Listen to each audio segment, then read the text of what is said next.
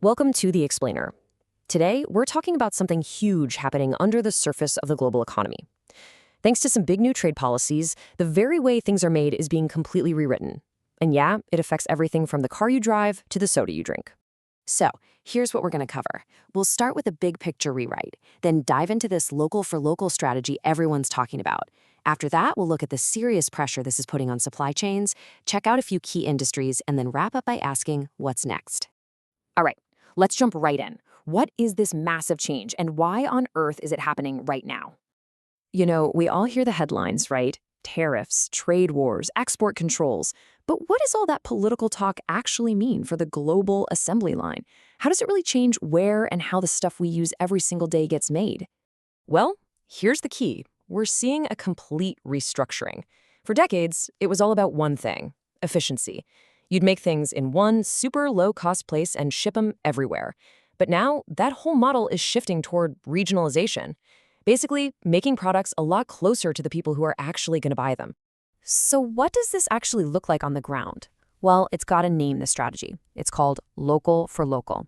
And believe me, some of the biggest companies on the planet are already going all in on it. The idea is actually pretty simple, but it's incredibly powerful. Instead of having one giant factory for the whole world, you build smaller factories inside each of your biggest markets. Why? Well, it helps you get around all those messy import taxes, and, this is the big one, it protects you from all the geopolitical drama and the kind of crazy supply chain shocks we all got a taste of a few years ago. And you can see it in action right here. Take huge companies like Coca-Cola and Nestlé.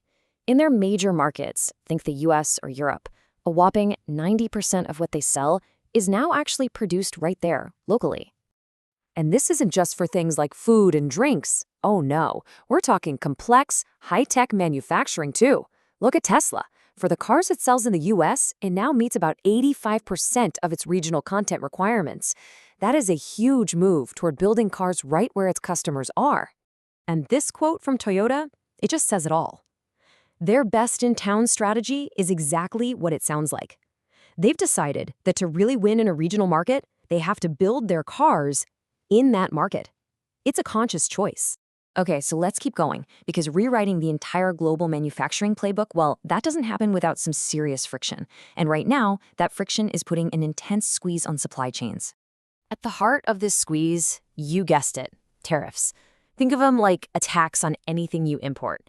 And that means the cost of everything, from a raw material like aluminum to the complicated machines you need to build a factory, is suddenly going way up. So what are companies doing about it? They're getting really creative. They've basically got a three-part playbook. First, they try to just eat the cost themselves, to protect you, the consumer. Second, they do something called forward buying, which is basically just stocking up on tons of materials before new tariffs hit. And finally, if they have to, they'll completely redesign their products, maybe switching from a tariff material like aluminum to something else, like fiberglass. Now, this pressure isn't the same for everyone.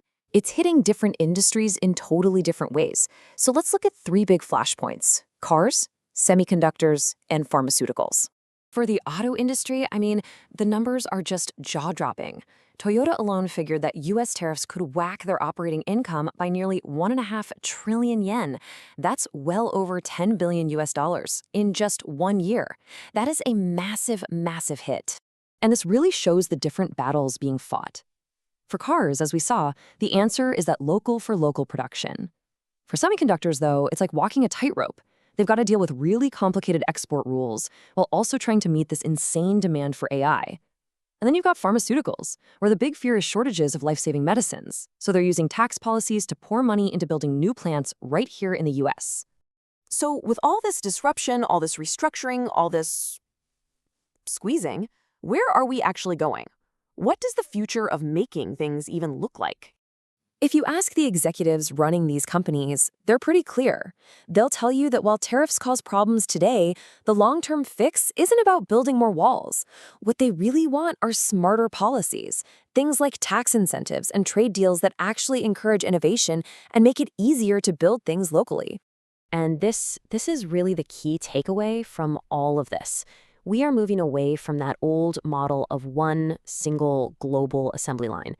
The new model, the world we're moving into, is a network of regional hubs.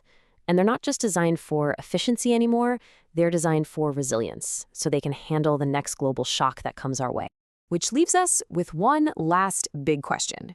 In a world where global trade feels more and more fractured, is the future of manufacturing going to be defined by what's made not on the other side of the planet, but what's made just around the corner?